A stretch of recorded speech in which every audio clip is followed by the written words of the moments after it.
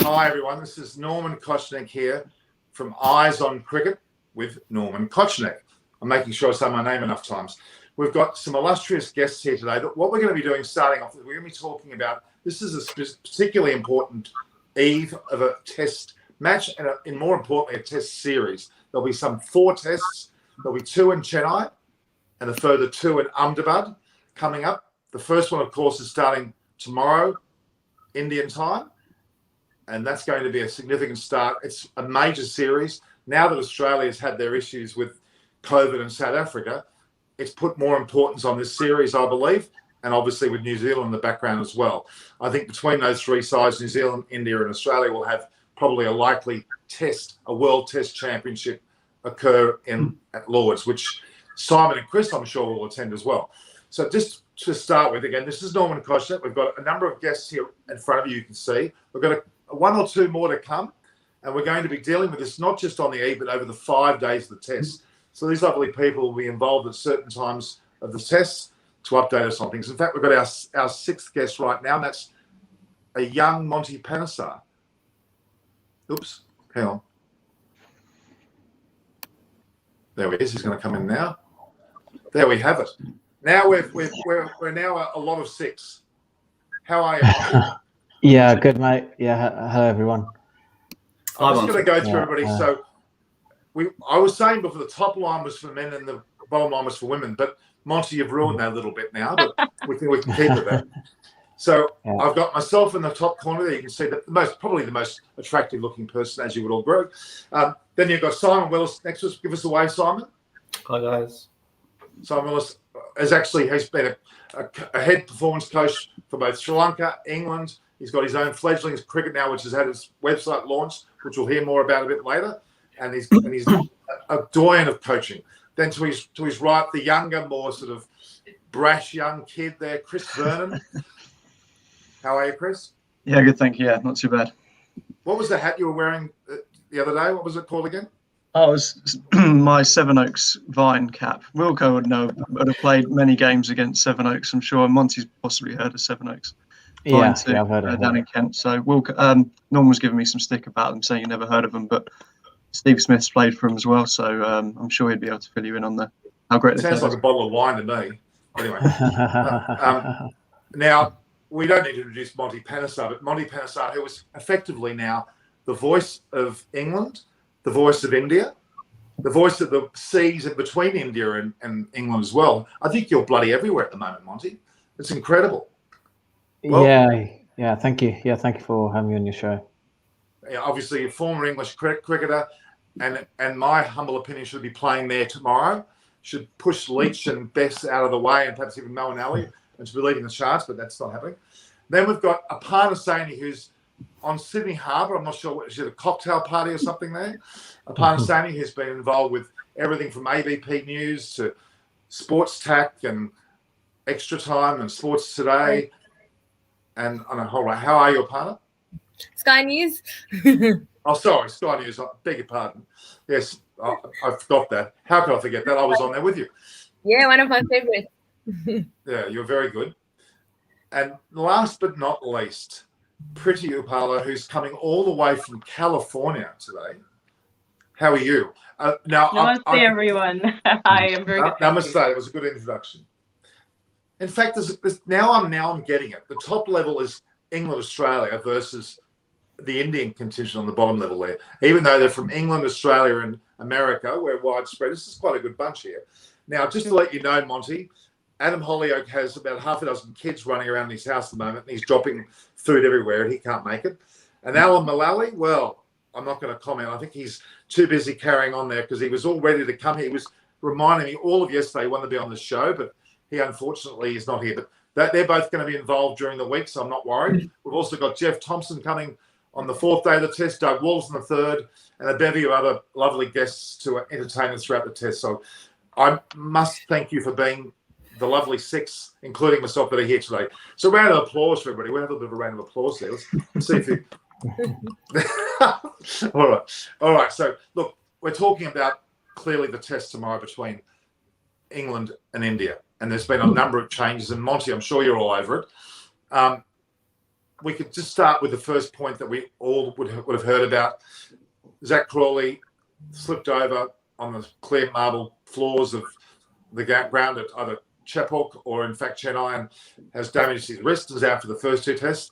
In comes Ollie Pope and probably Lawrence, I'm guessing, too. And that's clearly a change. India's still mulling over their team. In fact, India was supposed to announce their team tonight. Buri Majunda promised me they would. We may hear about it through the call. I might find out more about it. In fact, Buria and Debashis are coming on in a couple of hours on my program that I'll update us into. So I'll let Aparna ask the first question of everybody else. Go for it, Aparna. Oh, I think you should start, Norman. I'm going to take All over. right. Okay. Well, I was just going to start with the obvious selections of the side, the eve out from the match. It's pretty clear that there'll be some conjecture as to who's in the team. I have my own side, which we can compare later. Again, we were supposed to know the Indian side tonight. India, I think, are very cleverly going in the front foot, like Australia always does, and names the side very early on, not muck around. And it's a sign of weakness sometimes to have to wait for the last minute to pick your side and announce it, and there's injury here, doubt here. That's a sign of nervousness. Australia always used to claim that's why they were announced the day before. But now that's not happening. Australia's announcing on the day. And in fact, India are coming out. I've got the team right now. Here we go, guys. So it's kind of a different story. Monty, you go first. Who do you think is in and out? Sorry, can you repeat the question again, please?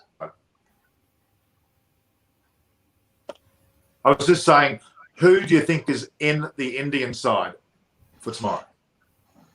Yeah, I think they're going to play three spinners. It's a turning pitch.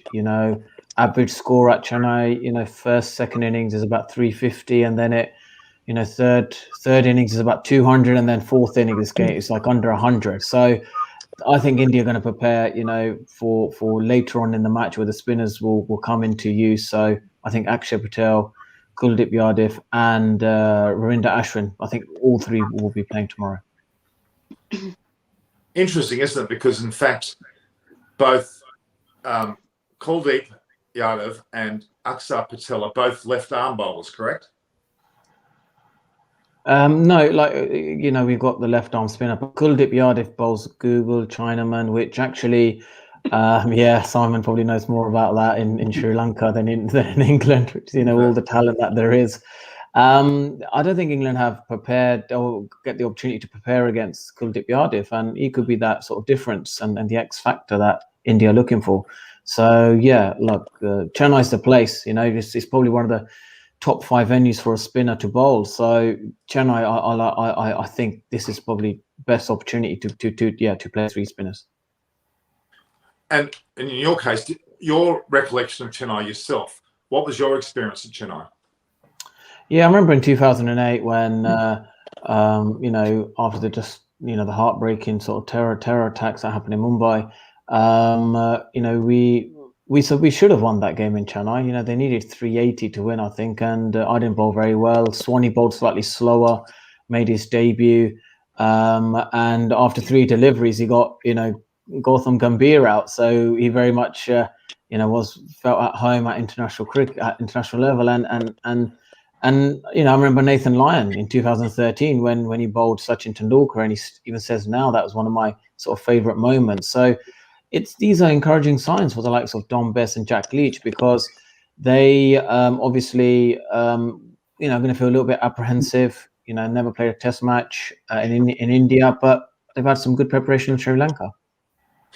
Do you think Moeen Ali will play? Yeah, I think he'll play. I think he should be the one who replaces Zach Crawley at top of the order. He's a good player of spin. And, I think if there was an option where they're thinking, should we play Dom Bess or Moeen Ali, I think they should go with Moeen Ali.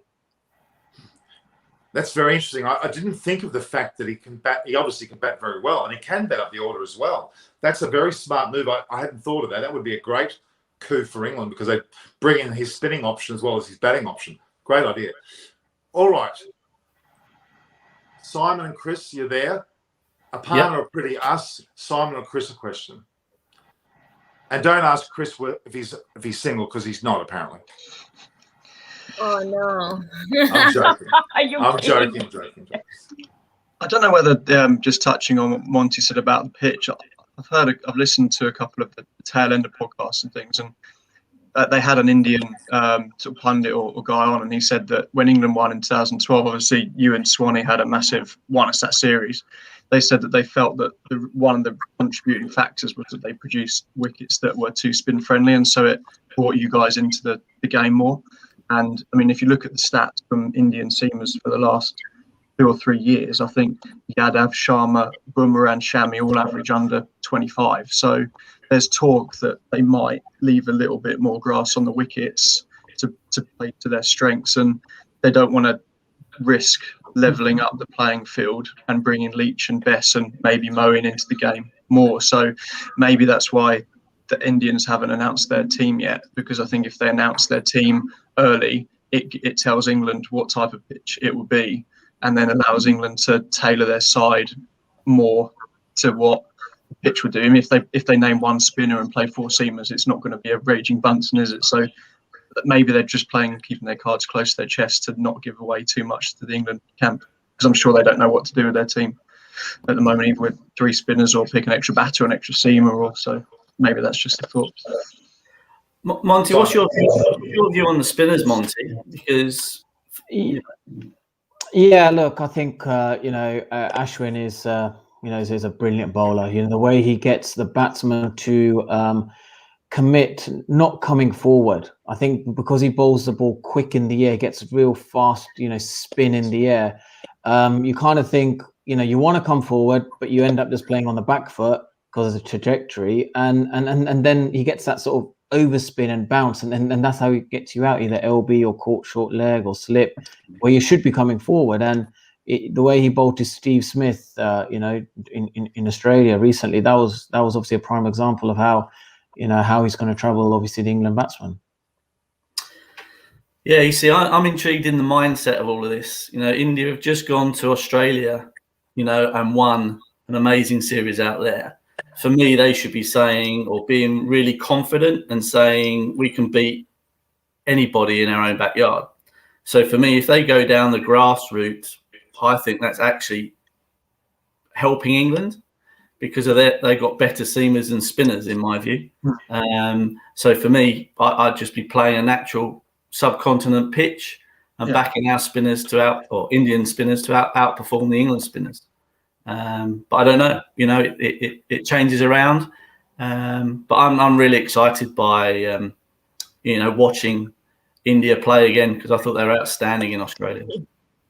Well, I'll ask Monty, what do you think? I mean, this doesn't seem any concern with regards to India's top order, obviously Shubman Gill, Pujara and all. What do you think about how does the bowling lineup look like exactly from the team played in Australia for the bowling lineup? What do you think? Is it going to be the same? What are the massive changes you can say for tomorrow's match? Yeah, look, I would probably bring back Ishant Sharma and play Jasprit Bumrah as the 2 seamers and go with the 3 spin option.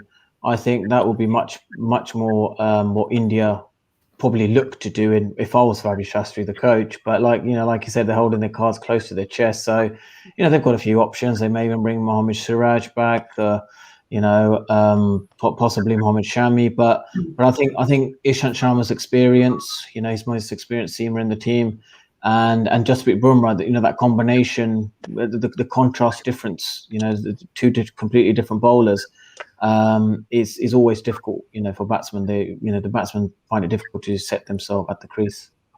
There has been news about they picking between Pandya and Washington, and as well as same goes with Ishant Sharma or Mohammad Siraj. So, what's your take on that? Who will be in? Who will be out? Or who would you like to see play? Yeah, I will play Ishant Sharma because he's the more experienced bowler, and Mohammad Siraj, he's only played a few test matches. Yeah, he's had some success, and sometimes you have that sort of honeymoon sort of period where I think first test match is a bit too risky. I'd rather go for the experienced bowler in Ishant Sharma. I think if they play Sharma, I don't think they'll play 3 spinners. I think that he's, with his injury record, I think that if you play him and Bumrah and Sharma breaks down, which he's probably not played a lot of cricket, I think that's a big risk. And they might play a Pandya just to bowl some seam overs. And as the Sharma's not played a lot of cricket, he didn't play in Australia, has only just come back from injury, and his track record over the last few years is he can get injured. And I think if you go in with him and one other seamer, I think that's a bit of a risk. I think that if they're going to play Sharma, they might play another seamer as well, just to cover, whether it's Pandya or Siraj. But I think, if that makes any sense. I have to say, though, that Ishant Sharma, as far as all reports are concerned, is back to full fitness, even though he's had his issues. If he's back to full fitness, they won't need to cover him. He's had a mighty big rest, and clearly India quite cleverly didn't bring him on the series at all with the eye on England. I think I get your point, though, Chris, but I do think they're pretty confident with him, and as what Monty said, that he is, if he's fully fit, then he's not needing a backup bowler. But I get without a doubt, but being fit, training fit, is a lot different to bowling 25 overs a day in 40 degrees in a test match, and if he hasn't played any cricket, I don't know how much first-class cricket they're playing in India, but that's a big step to passing a fitness test, in the gym or in the nets, to then running in and 20 overs in 40 degrees, isn't it? So I'd just be interested to see what they do. True. I feel it. Okay. Preity, would you like to ask a question? Yeah, sure. I mean, it's great to have options. All right. So my question to all of you is, who is going to play for England, and will it be enough? Well, in terms of batting in particular, that's my concern for England. I mean, Moeen Ali being an upper order batsman is certainly right. With Crawley out, both Burns and Sibley are certainly good players, but Ian Chappell made it very clear in his discussions, and I like what Ian Chappell says, the game could well be turning on the top three of both batting orders. Mm-hmm. And the fact is that Sibley, Burns, and Crawley certainly before, but whoever goes in that first drop position, that's the vulnerability of England for sure.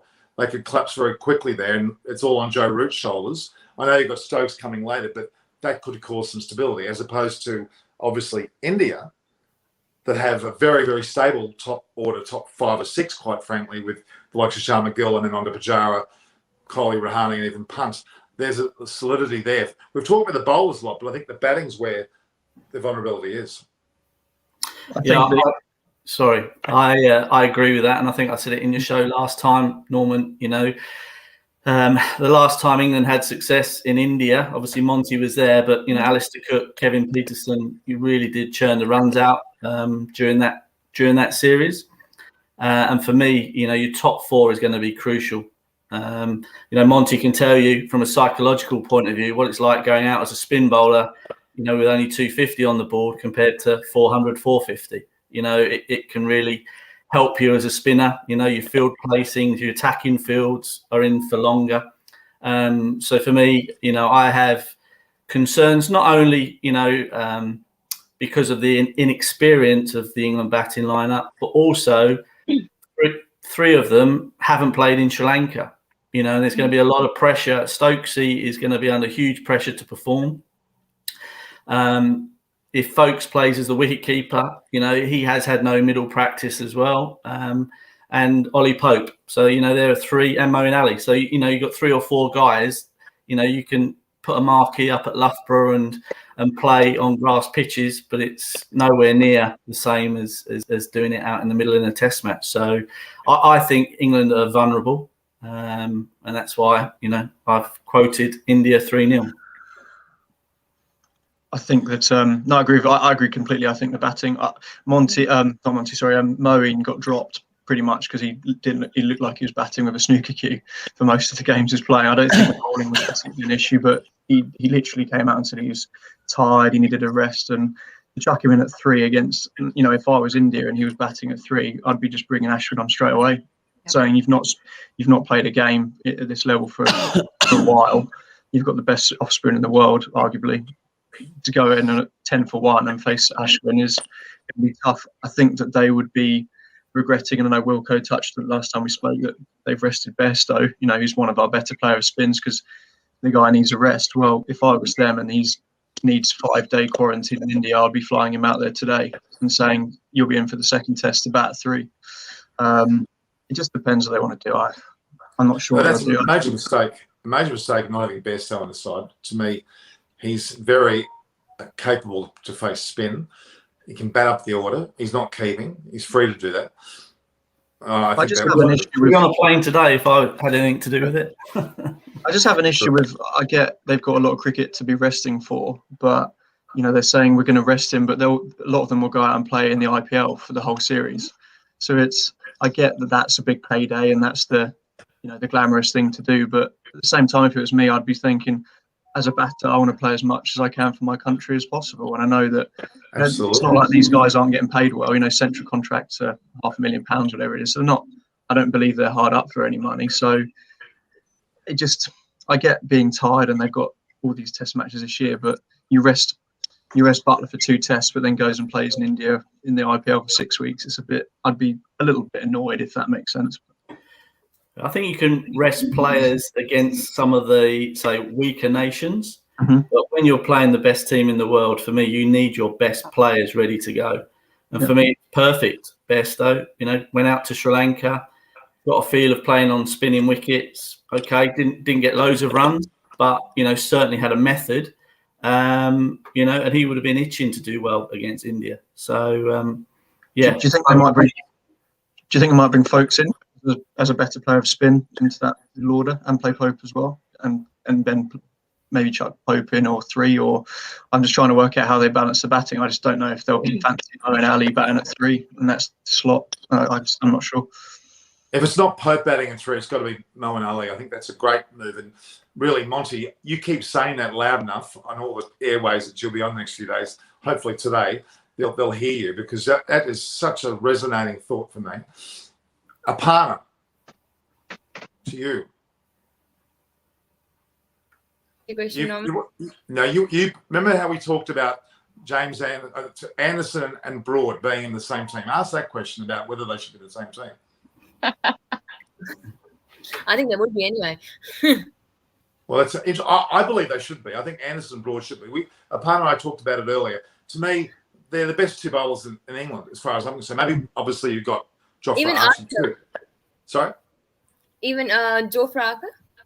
Yep. He's good. I think he's going to be really good in India, to be quite honest.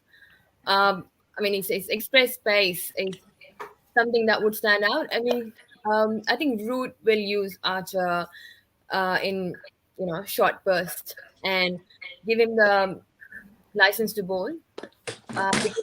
If you look at the performance of the English pace bowlers, will determine a lot of success of how well they can do on conditions like that in Chennai, especially. The pitch. That's going to be really. It's normally a spinner's pitch, but actually spinner's pitches should be also good for a good seam bowler, I think, too, because the same amount of grip. Shane Warne often mentions that a good seamless pitch is also a good spinning wicket. And I don't think we should not discount the fact that there could be a fair bit of movement on that pitch. What about the pace of the wicket, Monty, from your experience? Is it quick? Is it slow? Because obviously that has an impact on turn as well. Yeah, I think with the new ball, you can bowl it a bit more pace and the ball would grip. But then generally, once that ball gets slightly softer, I think you've got to bowl it a bit more slower. Slower between 80 to 85 is, I believe, the optimum pace. And I remember Graham Swan probably bowled the right pace on that wicket. I was bowling a bit too quick. And, I think naturally both Jack Leach and Don Bassett, they tend to bowl a bit more slower. But I think the difficulty is going to be if that ball gets really soft, doesn't matter if the wicket's turning or not, it's just flat. It's so easy to play on a turning pitch. Once that seam gets soft, the ball gets soft. And that's going to be the major challenge for these, young English spinners is after maybe the first session or so, the next sort of, let's say, 60 overs until the new ball. How do England bowl? You tend to see they just hide behind Jimmy Anderson and Stuart Broad, really, don't they? Even in Sri Lanka, they relied on them in the first innings to get the wickets. And what if they don't get? What if that's not the case here? Because it's a bit, the wicket's a bit more. Conditions are different. It's a red soil pitch, which it's a different type of surface to Gaul. Gaul's a bit more similar to Ahmedabad. It'd be interesting to see, if they can get the same movement. And if that's not the case, then I think it's going to be a very one-sided affair. It's interesting. I still would like to come back to something that Preity and I also talked about before, about the mental state of players, and we've talked about a lot of the pitch conditions and the bowling conditions, but the real issue for me is both England and India have come off two highs. India off a particularly large or high, so to speak, and Sri Lanka was a victory for England. How will India come off that euphoria of beating Australia and all the talk about how good they were, which they certainly were, even though Kohli's back? Will they have a bit of a downer on this in this test? I'm pretty. You were talking about the mental state, weren't you?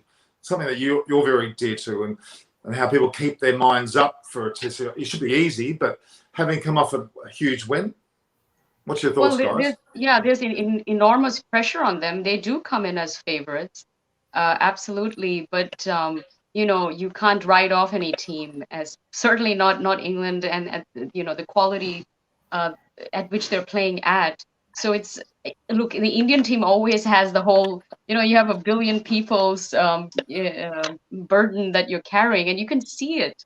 I'm just amazed by some of these players, that they play so coolly and calmly, knowing that pressure all too well. And remember, if the Indian audience is very unforgiving, like when they win, they love you, and when you don't win, you're not getting that love. You get trolled.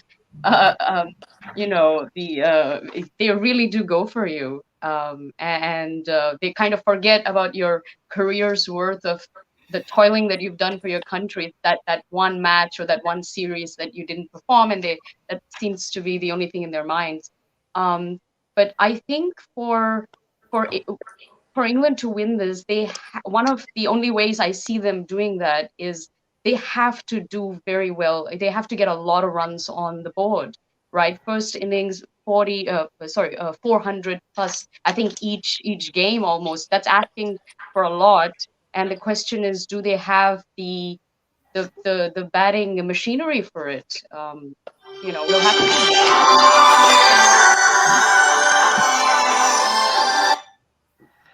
I think they do. It's a good question, guys. Have it, Simon or Chris? What do you think? I think they do have the machinery for it. I think that the worst thing India can do in this series is do what the Aussies did and underestimate them and think they're going to wipe the floor, because I think England have got the material, the bones there to score big runs, and the people in the comments here are saying that there's a new groundsman there and there is going to be more grass on the weekend. I think that has to play into our batters' favour. Like, I'm not saying it's going to mean we're going to win the series, but they're used to playing on wickets where they face seam bowlers that moves off the seam and it swings a bit, and they're not used to facing raging turners, and that it can only benefit. I think it looks like Sibley and Burns are quite confident. They play off the confidence. I think that Root can score runs a little bit more freely, and if we can get away in that first test and score, one of them can score some runs or get a 50 or 100. I think that England will be more competitive than is given credit for. But I mean, Monty, I had a question for you. That having played in a big series in India, we're seeing it in football a lot at the moment. How much of an impact will no crowds and the atmosphere? How much does that impact an away side? An empty 100,000 seater stadium empty. Is that going to benefit England, do you think? Well, I think that's a really good question, because I'm a football fan and Wolves beat Arsenal first time in 40 years with no crowd. So that disappoints me, to see Arsenal lose 6 points against Wolves. So I think it's going to help England, in my opinion, because England are the underdogs, India are the dominant team, and some of these younger players, they will probably get a little bit starstruck by the players. I remember when Vrinder Sehwag, came out to do just a lap of the pitch, and the whole crowd just went crazy, during warm up we were doing day before the test match. And I thought to myself, let me try the same thing, and when I went out, there was no cheer or nothing like that. So you can sort of see their godlike status that they have. It's the pressure that Preity talked about. 1 billion people winning a game. It's a huge pressure. We don't actually sort of appreciate what they do for world cricket, and the pressure they go under to provide us the entertainment for cricket fans like us to watch. So Indian cricket, the way, everyone just loves watching Indian cricket. I think we're going to be so excited about this series, England versus, India. It could go one way or the other. It could either just crumble and England completely collapse, or they embrace and then they take on India and it becomes an exciting test series. I think we'll take them on. Sorry, go, Chris. No, I think that we'll go into it. I think we've got as many X Factor players now with Archer. We've got Stokes, Root, Anderson and Broad. I disagree with Norman about that they have to play together. I think on our last chat that me and Norman did, we said about Ashwin, and I used the same. Norman said about Broad and Anderson have to play together because they're the two best bowlers. But at the same time, you sort of liken it to when Jadeja and Ashwin play in England. They're the best two spinners, but on those wickets, they're not going to play together because the pitches don't dictate that. So I think that Archer and Anderson will just rotate round. I think they'll probably play 2 tests each, unless they turn up tomorrow and it is a green seam or an overcast, and they might say, let's just see if we can win. If we lose the toss and we bowl, let's see if we can have them 24 or something. And you never know. But I think the first test is just crucial. I think if we get hammered in the first test, we could just fall apart. But if we can come out of a draw or at least challenge, if we can get Archer can get up, bowl quick and bowl nasty. And there's a lot of talk about India's top order being settled. The opening slots is one position that isn't settled for them. I know that Sharma averages 90 in India, but Shubman Gill's played 2 tests or 3 tests. They're not a settled opening pair, and even in Australia they didn't open in every match together. So if you can get a couple of early wickets and you get Kohli going in against Anderson at 15-2, Anderson has got Kohli out a lot in his career and has got Pujara out quite a bit as well, albeit in England, but there still is that mental side to it, isn't it? And if if we can all of a sudden have 10-2, or the door's open then, isn't it? And I hope England just go out with no fear and give it a go, because there's nothing to lose for England's concern, really, is there? What's the you've touched on Kohli there. What's the thoughts on the group with regards to Kohli coming back into the team and his impact on this series? As a captain as well. Correct. My point entirely. Well, that's a great question, because I can't help but think that with Rahane, the way he handled the last 3 tests, even though Kohli's a great player, Rahane created a bond that even went beyond Kohli. And having him back in, Rahane's such a welcoming fellow. That won't be the problem. But be interesting the dynamics. I mean, the fact that Washington Sundar and Shardul Thakur and Narendra all 3 played in those tests, they look like they're all 3 of them won't be in this test. It's going to be quite a different dynamic, actually. It's a very good point, Simon. What do you think, Monty or Chris or Preity? I think that Rahane. I don't know. I've never met either of them, but it strikes me as that they're very different captains. I can see Rahane being more reserved, sort of more of a quieter captain, whereas it always strikes me that Kohli has got a big ego and is quite a in-your-face, brash, almost captain. I mean, that's just what comes across from body languages. And I think if they were to keep Rahane as captain, I think that Kohli would have issues with that. I think that his ego he wouldn't see that as a positive necessarily. And I might be doing him a complete disservice, but I see that Kohli sees it as his team and that he's going to influence his team and score runs in his team and lead his country. Whereas I think Rahane doesn't strike me I see him more as almost like a Brearley type captain, almost like here's my team and they can go out and play with no fear and we go about it that way. But it's an interesting point. Monty, Aparna, can you hear us now? You're back. You lost us there. Are you okay? You're on the 95th floor of some new building in Sydney there, I see. Still struggling a bit, I think. Can you hear us? No, your voice is not clear. Oh no. Can you hear me? It might be we can hear you very clearly. Let me try my headphones. That's all right. But Aparna, just can you hear us? Ask about the question. You had a question you texted me before. Ask that question. Aparna's not hearing us. It is a difficulty with some of the receptions I've found on StreamYard that has that problem. But look, let's go back to the point about the mental strength. Now, again, with Kohli now as captain, I think he favours somewhat Ishant Sharma and even the likes of Pandya in his team. Now, it doesn't mean I think there's an element of that about his team. He likes the aggression of Ishant Sharma and the wherewithal of Pandya, which suits his team more. Whereas Rahane was quite happy to have the younger lot in the team, which he would have influenced. That to me is intriguing about that, because we're probably not going to see Washington Sundar, the likes of Shardul Thakur, and also Natarajan, of course. They won't be there. You could argue that Siraj should be there as well, because of the way they played the last Test match. That's quite a reshuffle going on. They're bringing in Ishant Sharma, Pandya. I'd say he's certain to play.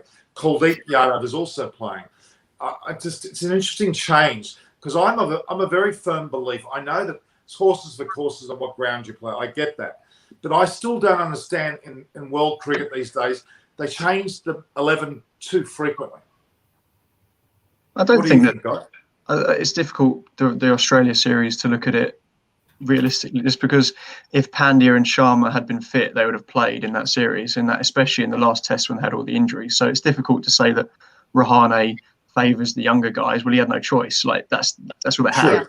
Like Natarajan and Sundar played because they had half a team injured. So I think that Pandya is he's almost a Stokes in a way, and he's not as good as Stokes, and the Indian fans will slate me for saying that, but he's not.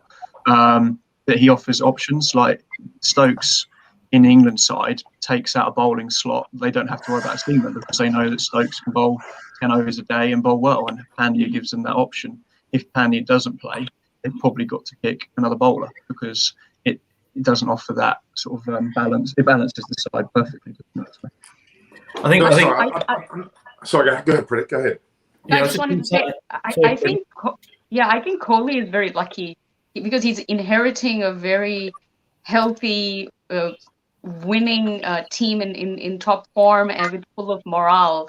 So it's it's kind of a big boon for him in a way. Had it been the other way around, if they had come off a loss and he's back in the side, now he has to make this team work. Whereas in his case, these boys are on such a high. There's so much camaraderie already. They're working well together. But I think it's great that Rahane is still the vice captain. They kind of share some of the decision making. I think he might defer to Rahane more. That would be nice, I think. And I think the team has done so well. They're going to continue that, and I don't think they will underestimate England. They shouldn't, and I think common sense will prevail, and they won't, because they've had also experiences where they have done that in the past with weaker teams, and they were demolished. We've seen it before, and it's very embarrassing, to be honest. And coming off such a great high, they don't want to do that. So it will be interesting to see the dynamics, the team dynamics. I think after the first game or the first Test, we'll find out exactly what the team dynamics is like. But I just feel like COVID has brought this team together, and they're learning to work with each other more, and they're forced to anyway, in a way, because of the bio bubbles and all of that jazz. And yes, you won't have the massive crowds, but I think they have there's still some lower capacity, right? There's still going to be some crowds, maybe enough to get them going. In the second match, I think that's the case. First match, I think it's even close to media. Media, everyone's out. It's zero. Oh, wow. The media are not even allowed in there. There's got very few people at all going in the venue. But the second Test, they're going to change that. And obviously, Ahmedabad, they're looking at even getting as much as half, which is interesting. Can I just say as well, it's not just this series. It's not just this Test series. There's the bigger picture of the World Test Championship here as well. So there's a lot riding on this series. Actually, it dictates the eventual, finalists. Let's say for to me, that's how it looks like. I do see two winners emerging in June, but there's a lot riding. I think England really has to. This is kind of their last shot to make that. And they have to really perform well. I think their leeway that they have is very, very slim. So yeah, they have to win certainly more than two of the Tests. I think we have to win the series to go to qualify. Sorry, Pal, you were going to say something? Pal? Yeah, no, I agree. The Indian team actually was seen as a whole, instead of you know how every time there's one person who would be the limelight of one series, whereas in this one, it was not as much attention as was to one person. It was to the whole team. So that's I think that focus has made this India seen as a country for first time. Otherwise, it's like Sachin Tendulkar or Saurav Ganguly, and I hope that we get to see that in this series starting from tomorrow. Excellent. Chris, But what were you going to say? youngsters, do you think is any youngsters going to get a chance apart from obviously Siraj? I think as Monty said, that might not be picked. So do you think that any of the youngsters might get a chance? Any of the ones that actually made the series a win for India and Australia? I think it comes down to what Kohli's. I assume that Kohli, as captain, wants to have a massive say in the side that gets picked. You know, and there's a couple of comments I've been reading that Kohli tends to favour the sort of the charm, you know, the established pros, and you know, Gill didn't play in the first test, Pant didn't play in the first test in Australia, and it just depends. You know, I think there's been falling outs with captains before. I don't see Rahane being as much of a force in that, but I would imagine that Kohli goes to Ravi Sastry, I think is the coach, and they have. I think that Kohli leads that discussion. Whereas as a 50-50, and I might be wrong, but I think that Kohli is a sort of captain that wants to go out with the side that he wants to play with, if that makes sense, more than others might. I think he has huge respect for the coach, though, Ravi, from my experience. Hence the reason why he asked him to come back as head coach during that time with Kumble. So, you know, he will respect Ravi's views on that tour, because Ravi would have seen players firsthand, not only out on the field, but how they carry themselves in the dressing room, how they train, and I'm sure he'll be feeding that back. You know, it is a big series for Virat Kohli, you know, as a captain. So he's got to think long and hard about the decisions that he's going to make, because it could define, you know, how long he stays on as captain. I think it's almost harder for Kohli, being the fact that it is in India, it is against England, and that he's expected to win. I don't think any Indians out there, cricket fans, even the pessimistic ones, are going to think that England have a chance. So it's a big banana skin for him. Yeah. And even anything other than a 3-0 or 4-0 win, they're probably going to say, well, what would have happened if he wasn't captain? So it's kind of he basically has to go out and demolish us. And I could be wrong, and people are going to say I'm wrong. I just don't see. I think England might surprise. I'm not saying we're going to win. I just think we're going to compete, and I think that we might just surprise a few people. And there's a lot to play for. England are going to want to be playing at Lords in that World Test Championship final. The fact is, Axar Patel's the one that interests me the most. He's obviously not played in the Australian series. He's relatively young, I believe. He's obviously got a good reputation as an all-rounder. Why has he come into contention so much? That's my intrigue, because you think there'd be an avalanche of players that would have been in the squad, other than Ishant Sharma who come back in. Where did Axar Patel? That's my intrigue, because he looks like he could well be in this team. I'm assuming he's just come in for a like-for-like Jadeja replacement. He's an all-rounder, I think. England have got a lot of left-handers. If they go with Kuldeep and Ashwin, that's, you know, if we've got 8 right-handers, that's 2 spinners turning it into the bat. And I think that will benefit us. I think that will suit us. And I think that Axar Patel is probably just the next cab off the rank as from Jadeja, if that makes sense. So. Okay. All right. I would imagine there's been some discussion with Rahul Dravid as well. You know, the National Performance Centre, he'd be obviously keeping an eye on those young players coming through their system. And, you know, Gill's a great example of that. You know, he was in their under-19 at the Asia Cup a few years ago when I was at Sri Lanka, and he looked one hell of a player then. And, you know, Rahul said then it wouldn't be long before he makes his international debut. So I think there's respect for Rahul's views there. But Preity Shaw, they talked about him in the same breath. Now, what's happened there? He's really I think he didn't perform so well in in his recent few games, because I remember they sort of were playing at the same time a few years ago, right, at the under-19. Yeah. Actually, Prithvi Shaw was like a step ahead. Like they were like saying he's the next Sachin, because he sort of had the same build and from Mumbai and the kind of similar story. but it turns out that Shubman Gill, I think he has the chops, and we've seen he's a rock star out there. I think he's very comfortable taking the lead and going for it. Phenomenal. Good for him.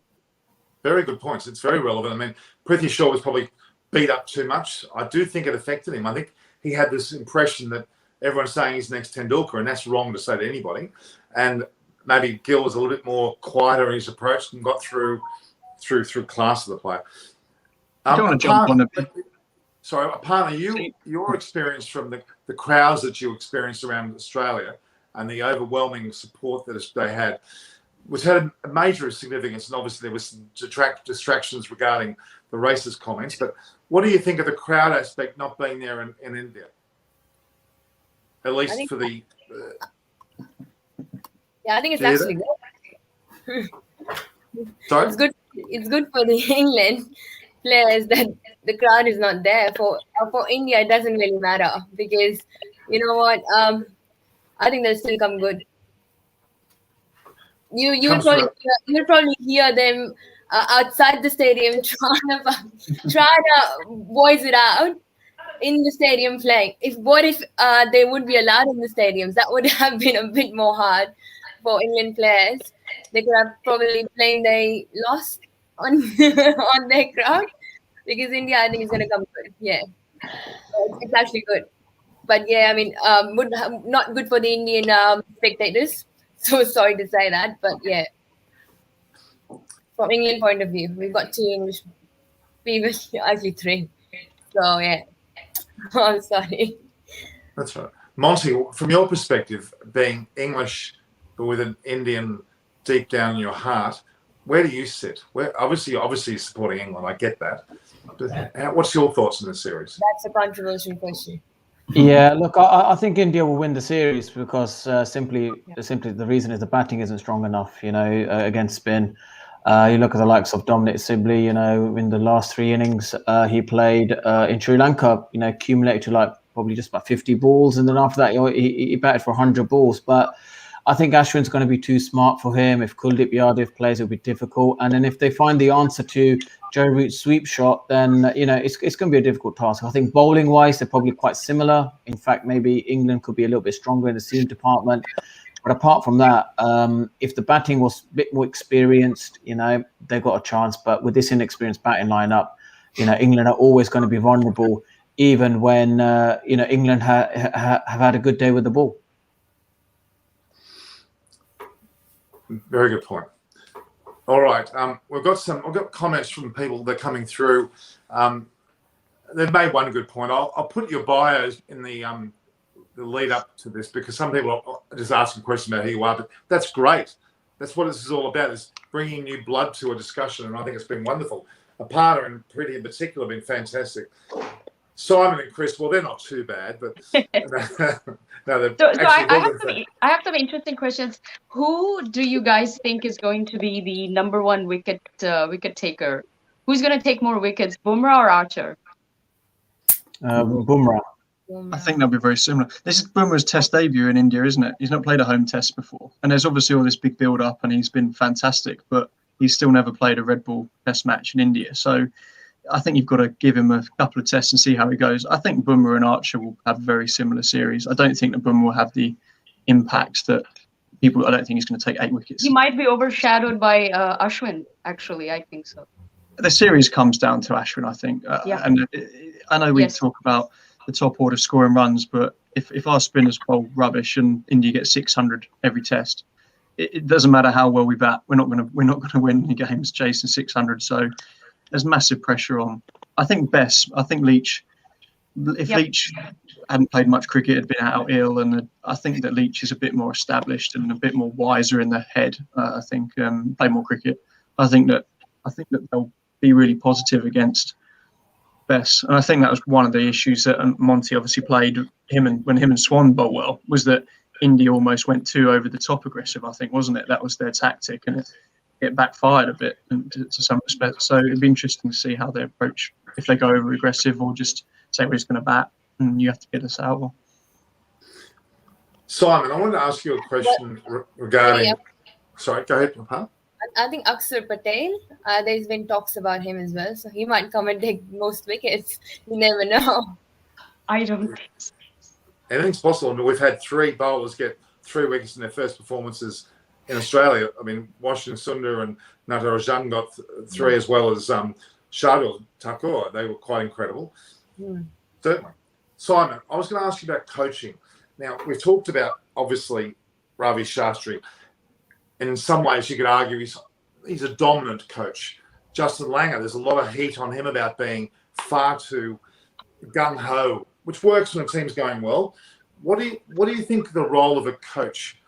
How much should they be the person to go to, or should they be taking a slightly more back step? What's the position of a coach these days? Well, it's certainly evolved over time, that is for sure. I think the art of good coaching is understanding what your team needs at that time. And sometimes, you can get that wrong as a coach, particularly when you're a young coach, because you're trying to establish yourself and you want to put your trademark on a team or an individual that you're working with. So for me, that comes with experience. And obviously someone like Ravi Shastri has gone through that. And he will now know what role that team needs. If you've got an experienced side, you can pretty much let it run itself. You're there, to just ask questions and support. Whereas if you've got a number of younger players, maybe you've got to change your style a little bit and drive it a little bit more and direct it a little bit more. And maybe where, someone like Justin at the moment is trying to take it, he's brought in some young blood there. And maybe some of the senior players, don't like that. So, yeah, it's not easy. But for me, the guys who have sustainable coaching careers, people like, he's been successful all around the world in different formats of the game. Graham Ford, who's a great friend of mine. Those sorts of guys for me are real good role models. Stephen Fleming, I'd love to see Stephen Fleming working with an international side for a period of time, because I think he's got some fantastic man management skills. So, yeah, flexibility and agility for me are what coaches have, and an understanding of people. Do you think that it's just as important to be a good, you said about managing your team? Do you think I always found the best coaches and best captains, because I think they play a similar role off field, on. It's all about managing the players individually. Like some players need an arm around the shoulder when they've got a gnaw and say, unlucky, you're going to do it next time. Some need you to almost kick them up the arse a bit, don't they? And I think that's, where, you go back to the famous Brearley story with both, and when both of them in the 1981 Ashes, I think from what Brearley basically said to him, go and have a party or go and have a few beers, and you're going to come back next week and win me the test. And you think these days you can't imagine anything like that happening. But the best coaches or captains for me are the ones that, and it's the same with football managers, they know how to get the best individually out of, because ultimately cricket's a team game, but it's an individual game at the same time, isn't it? Yeah, and as I say, it's very rare to be able to just do that straight away, and it's one of my big things at the moment is players transitioning straight from being a player to straight into top level coach, because I think it's really, really tough. It's management skills are very different to coaching or cricket knowledge, and like you say, you're managing human beings and emotions. That's the key factor. So yeah, it takes time. Monty, what's your take on coaches? How did you feel a coach was to you when you played? Well, there's different type of coaches. I came across Duncan Fletcher, who's very hands-off, more observing, and Peter Moores was very hands-on. Like to know about your processes, how you're feeling, what's your, before a match, are you apprehensive? Are you worried about your spot in the team? Are you confident within yourself? So you go through all of these emotions and your arousal level. Is it? Am I too tense, or am I quite relaxed? I'm happy. These are the sort of things I think Peter Moores, was very good at. But it surprises me, I still, when you ask me that question, why didn't Peter Moores be successful as an international coach? He ticks every box, and twice he just couldn't do it, which would be interesting to know from Simon. Someone who I think everyone would say that's, Peter Moore's, should have been a successful international coach. Why wasn't that the case?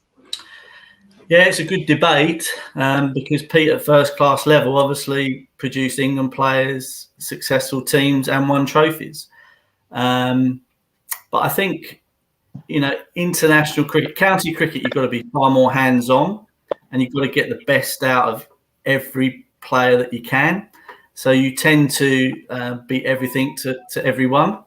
And I think at international level, looking at the guys who are successful, maybe they're a little bit more chilled out, Monty. Maybe there's a little bit more trust there in the players that they've got to this level, so they must be good players.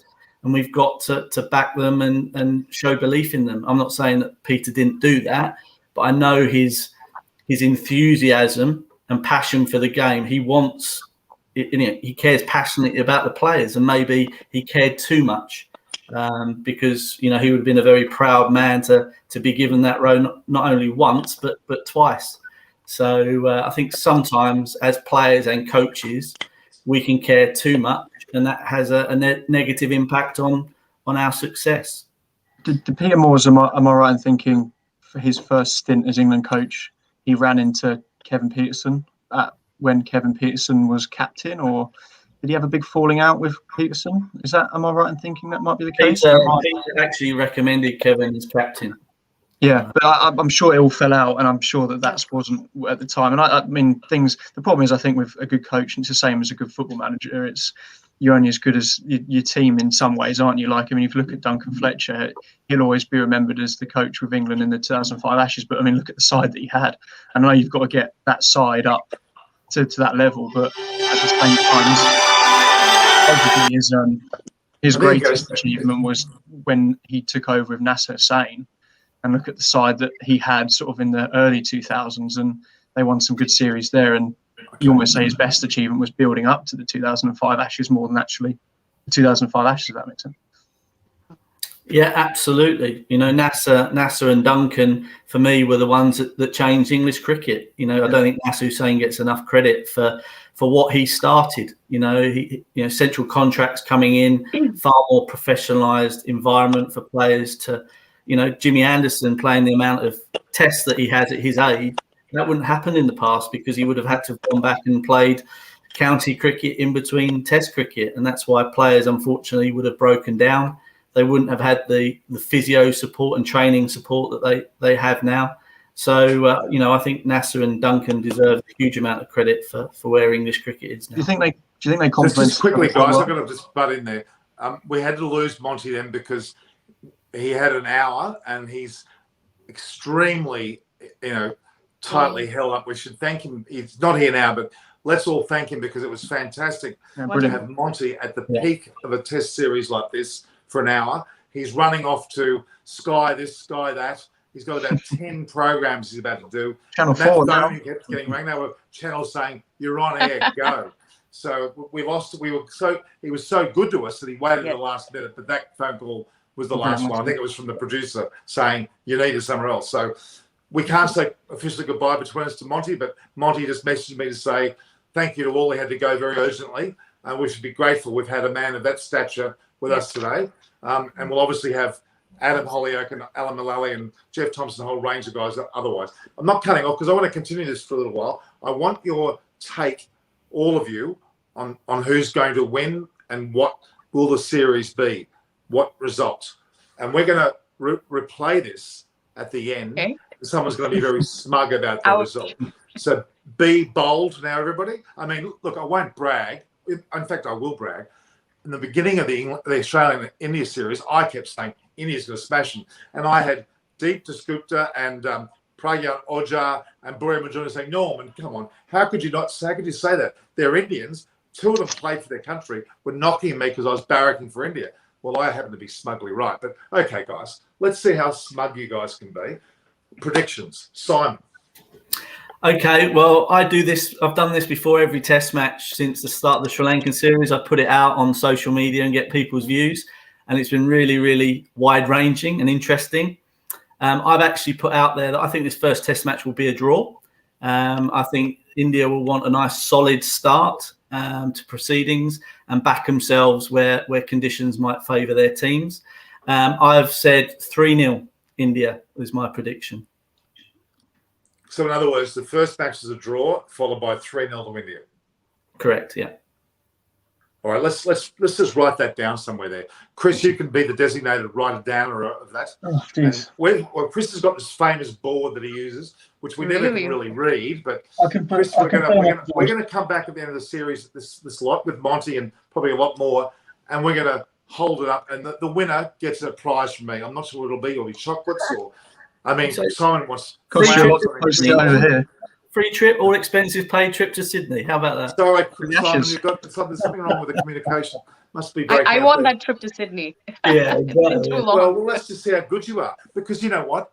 I'm going to win because I've been so right the last time. So, okay, all right. So Simon's got 3-0 with a draw, and I'm making it clear: draw in the first game, followed by 3-0. Okay. We're going. I go to Aparna next. Yeah, well, I think it'll be a hands down. India's going to win this series by probably won't even spare England one match. And I'm saying that because, India is practically at their full strength and riding a wave of emotions following the historic events at the Gaba a couple of weeks ago. Eager to see their 30th consecutive home series win and confirm their World Test Championship final spot. I think it is India hands down. Okay, but give us a score. 4-0. 4-0. Wow. Okay. So Simon's draw then 3-0. Aparna's 4-0. Preity, what's yours? Okay, so I'm used to doing political predictions and elections, predictions, which are very interesting. I've got a lot of them right, including 2016 Trump. So let's see how good I am with this. I am going to be bold. I'm going to make 2 predictions. First is India wins this series 3-1. And also it's going to be New Zealand and India in the final at Lord's in June. I like that. And it's going to be a very, very tightly contested entire series. So it's no whitewashes there's no rains or anything like that either. Great games. I think they'll both fight for their lives, but I think it's going to be 3-1 to India. Can you predict which match they're going to lose? No. Okay, all right. It could be anyone.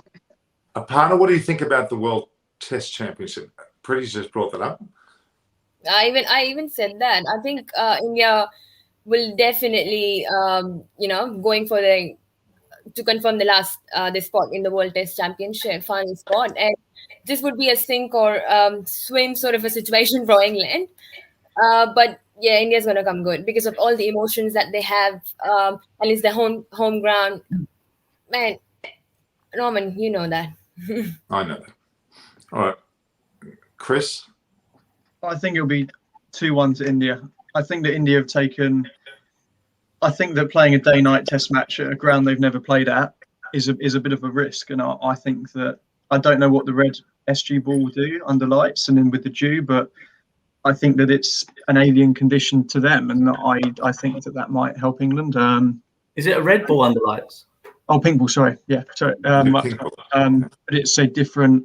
I don't know if it's a Dukes or an SG have made a pink ball. I'm not too sure, but I think that's just. I think that will level it up a little bit, and I think England are going to compete more than they can give them credit for. I think that if it can reverse swing as well, they've got Anderson and he'll keep it tight, and they've got a lot of experience there. And I know I'm a very biased. Glass is always half full, whether it be as a Liverpool fan or a England fan. So I'm going to go 2-1 India. I think that I saw something interesting on Twitter. I think it was that Australia got docked 4 World Test Championship points for slow over 8, and if they hadn't been docked those points, they would be above. They'd be 1 slot higher. They'd actually be in the finals positions at the moment. So it'd be enjoyable if Australia miss out on the final of the World Test Championships because they were trying to slow the game down at the Gabba so that India didn't win the test. Well, that's what you call karma. Well, potentially. So I'm going to go 2-1. I think India win the first, India win the second, and then England win the third and a draw win the fourth. There we go. Okay. So Simon was 3-0 with a draw. You said the first game was a draw. Aparna was just 4 zilch. Preity, you were 3-1. 3-1. And Chris is 2-1 with a draw. And I'm good. Right, he's written it down. I thought we can read it, Chris. But I'm going to say, there's no doubt about it. They're going to win India's going to win the first 2 tests convincingly. Chennai will suit them down to the ground, and there's no fear that's going to suit them down to the ground. They're going to be quite strong leaders. Whether it's a close game or not, I'm not going to talk about it. The fact that it'll be 2-0 after that.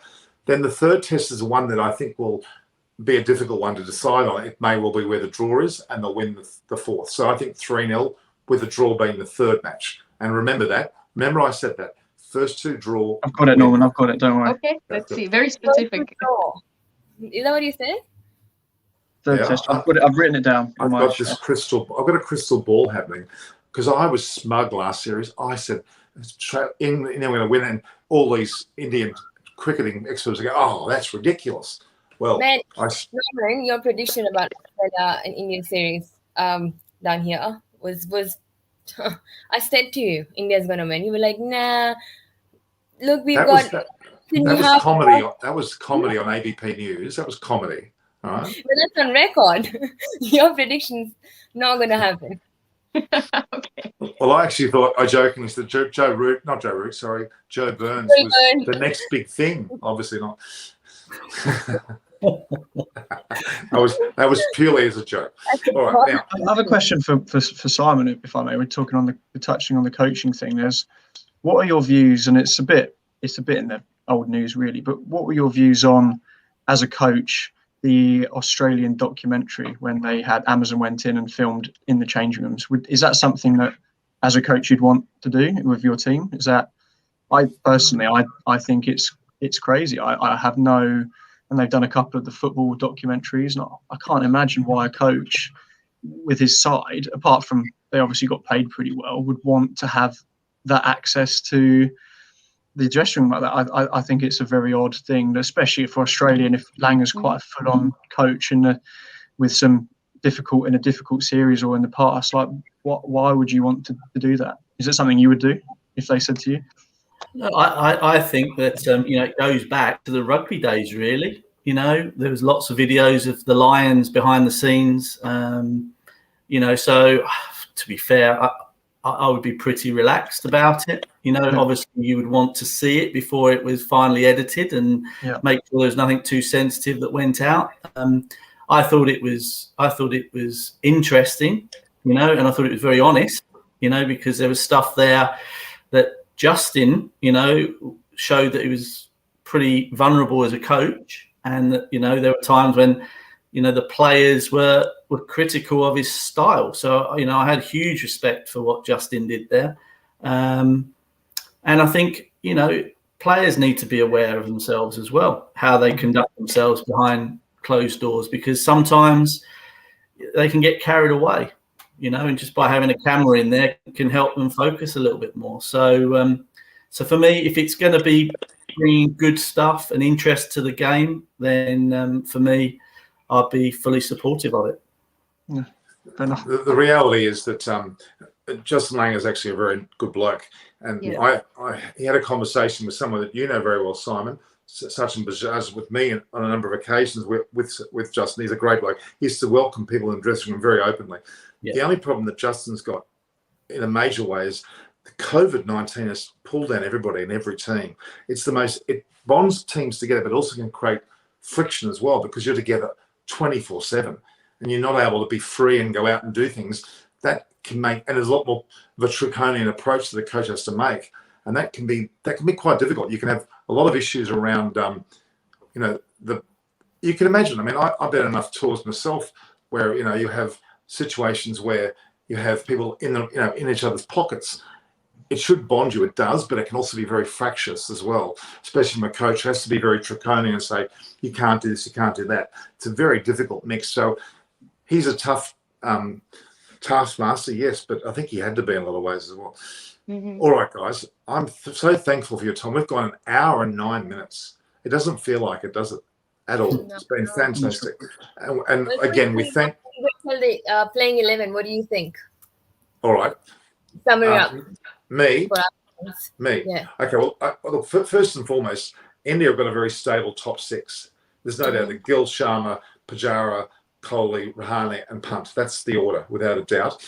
And Ashwin would also be included. That's already 7 of the players. Pandya is the one position that's going to be interesting, whether they put in a Akshar Patel or it'll be either Pandya, Patel, or even a Sundar. That's the 3 line. It's going to be one of those 3. Then you're going to have Bumrah certainly is going to be playing. It looks as though Ishant Sharma's selected. I think that the way that even if you watch the net bowling, and net bowling is a great way of watching what's about to happen in the match. Certain players, you get the first run on the bowling, you would agree with us, Simon, that they tend to show their hierarchy when they're playing. And Ishant Sharma has been almost the first bowler to bowl every single time. He's almost elbowing people out of the way to play. So even though Siraj has played very well, it looks like Sharma's going to be combined with Bumrah. And the other thing is Kuldeep's bowling a lot as well. That's a bit of a sign. So I think that's evidence to me of the team. I think that's pretty much the 11. Yeah, I agree with you. But I think, Gill, Rohit Sharma, so you pick Pujara, Virat Kohli, Rahane, Pant, Ashwin, Hardik Pandya, or there's still doubts between Hardik Pandya and Washington Sundar. Jasprit Bumrah, definite. Kuldeep Yadav and Ishant Sharma. Yep, I think that's pretty much what the 11 is going to be. I'll hear the little gossip from Buri a bit later because he's on a speed dial, everybody. But I think it'll be the same as that. All right. What about? Is it Aparna? You agree? I think Preity. That's got Aparna's. She's a gun on test team. She gets them always right. Preity, what about you? Yeah, I mean, I think they're smart not to release it just yet. But yeah, I think with a few interchangeable players, I think more with the bowlers than the batsmen. But Absolutely. Look, there's so much depth here. It's incredible. You could, there's so much to pick from. I think it's great, and I think the right team will play. I think one of the disadvantages for the England team is this rotational system that they have got going. It's very inconsistent for them. For the opposition. So you don't have your best players playing all the 4 tests, right? Yeah. So you won't have Joss Butler for all 4. So I think they just got to hope that the who are playing for those specific matches play their best, and that's the right dynamic, because that's what it comes down to, the team dynamic. And these are quickly. We'll go quickly before Norman wants. Now we're getting too late. We'll go to Simon Willis and then obviously Chris. What's your take? Yeah, so I think the biggest thing is around Jadeja not playing for balance, because obviously he gives them the batting depth, and that's why I think they'll play the extra seamer in Pandya. So and I think they'll leave the young left arm spinner out. I think they'll go with Yadav and Ashwin. I disagree with Simon. I think that they'll play Pandya. I think they'll play 3 seamers, and I think that they will leave out Yadav and play Patel, purely because they want a spinner that turns it away from the right-handers. Look at England's biggest problems in Sri Lanka was Dinia, left-arm spinner, historically always struggled turning away from the bat. And I think that Yadav gives them a problem when they play 2 spinners, that he does leak runs. He's a typical wrist spinner. They go at 4 and over. And I think that if England can work a way out of keeping Ashwin out and cashing in on the wrist spinner, and he's bowling 10 overs a day or 12 overs a day, then it adds a lot of pressure. So I think that they will go, I think they want a spinner that turns it away from the right-hander. So I think they'll go Sharma, Bumrah, Pandya, Akshar Patel, and Ashwin as their bowling, and the rest picks itself. England have, I think from England's perspective, it was Crawley slipping over on it. I mean, why is there a marble floor anywhere near a shower? I don't know how he slipped over, whatever. But I think that's a massive spanner in the works, because I think that they would have had probably 10 names penciled in and working out, do they play Moeen Ali, Pope, or the extra seamer? And now they've got to work out, geez, who's going to bat 3? And I think that that's a problem they didn't see them having to work out. So I think England, I don't think they want to bat Moeen at 3. I really don't. I think that he hasn't played any cricket at all. He didn't play in Sri Lanka. sat in his hotel room, didn't even really net. So I think that they might bat Pope at 3. I don't know. I'm really not sure how they'll call it. I think that they'll be annoyed that Butler, that Bairstow's not there. So Root doesn't want to bat 3, even though he probably could. He's made that pretty clear. I mean, is Stokes our best player of spin, Wilco? Will they change? I'd be putting Stokes at 3 if it was me. He's a sort of bloke that, I mean, you know, as a coach, if you said, if you're going into war, going over the trenches, Stokes would say, I'm going in first, wouldn't he? So in India, if it was somewhere like New Zealand where the ball might nip around a little bit, I'd be reluctant. But in India, you know that seamers are only going to have a limited amount of time, and then you're in against spin. So whether you bat at 5 or whether you bat at 3, it's just a punt, isn't it? Because if he gets in and out early, it leaves the rest of the order exposed a lot, and he'll want to bat. I'm assuming that Stokes is the kind of character that will want to be up there, and he'll say, I'm going in, but at the same time, do they want to just protect or lengthen? But then I'd be saying, you know, go positive. If I've got Stokes at the wicket for a longer period of time, then that's a positive as well. So, you know, for me, Stokes and Root are your 2 men that you need to get you the runs. We need runs in the top 4. That's the bottom line. Yeah. So I think that they'll want to. I think they'll go Stokes at 3 over Moeen, and I think that with Crawley out, I think it probably twists their arm that they probably have to play Moeen as a batter, because I think him and Bess are probably very similar bowling wise, and I think that Moeen's going to potentially offer you more with the bat. So I see the England team maybe, if say Stokes bats 3, it'll be Crawley's, Sibley, Burns, Stokes, Root, Pope at 5, maybe. What's your call, Norman? Do you agree? I'm really worried about what you're saying. I agree with what you're all saying, but doesn't it worry that you're stumbling over who's going to be your first drop batter? You're tossing up the Ben Stokes, the Moeen Alis, who are not first drop batters. It's not a good sign for your top 3. And I go back to what Ian Chappell said. They haven't got a stable top 3 at the moment. I agree. And that's going to be where the issue lies, regardless of how good Stokes is or how good whomever you put in there is. The stability is lacking, and that worries me. The bloke who's going to bat 3 all series fell over and almost broke his wrist. You know, if Pujara slipped over tonight and broke a leg, India will be going, who are we going to bat 3? You know, they're going to have to bring. And there's something that India haven't had a stable top 3 for a while. You know, you can say what you like.